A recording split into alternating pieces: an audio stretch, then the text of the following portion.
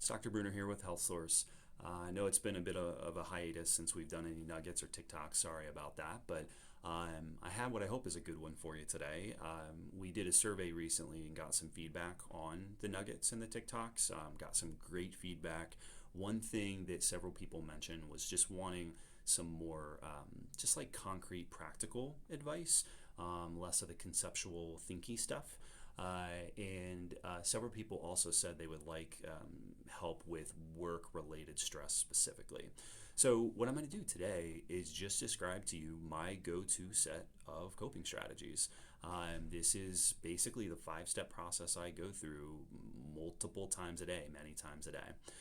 So step 1 is simply to label and describe for yourself that you're upset and why. You just do this in your head, but it can be simple. Let's use a work-related example. Someone at work is bugging you, a coworker. You know, they're either doing something or not doing something that's frustrating you. So I might say to myself, so-and-so is not helping me, and it's obvious that I need help, and that's really frustrating. I'm really mad about this. You can use more choice words if you want in your own head. Just starting out with labeling that for yourself. 2, also simple, breathe. A lot of people are like, oh, deep breaths, I know. But breath is life. You know, how long do we last without air?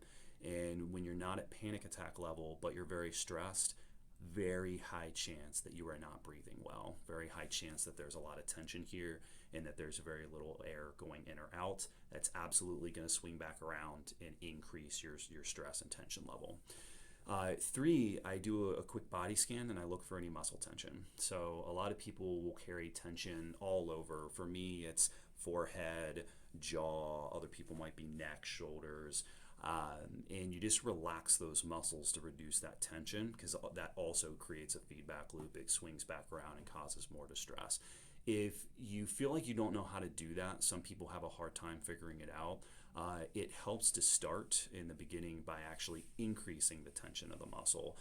In other words, flex the muscle almost as hard as you can for just 5-8 seconds, then release it, and usually your muscle tension will be lower than before you did that.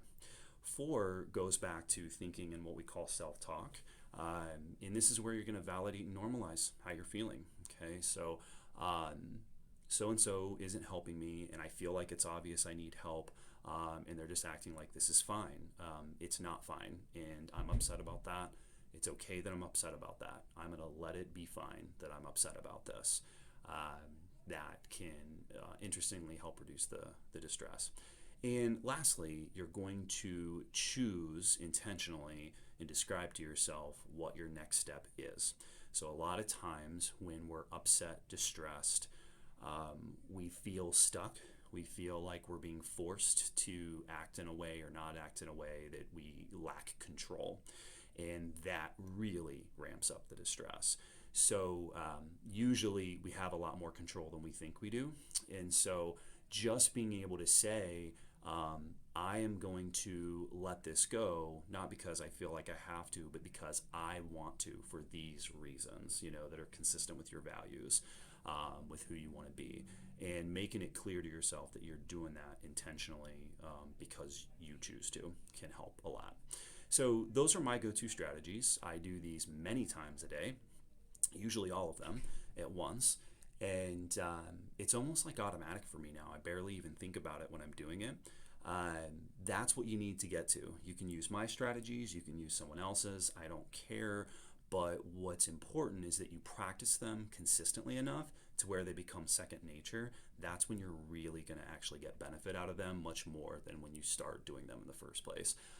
So there you go. Hope that was helpful. We'll try to come up with something good for you next week. All right, have a good one. This is an informational video that is not intended to replace professional treatment for specific mental health problems or symptoms. If you're having thoughts about harming yourself or others, call your therapist or doctor right now. You can find contact information and call your nearest HSO location to schedule an appointment at www.healthsourceofohio.org/locations. You can also talk to someone now by calling the suicide hotline at 1-800-273-8255.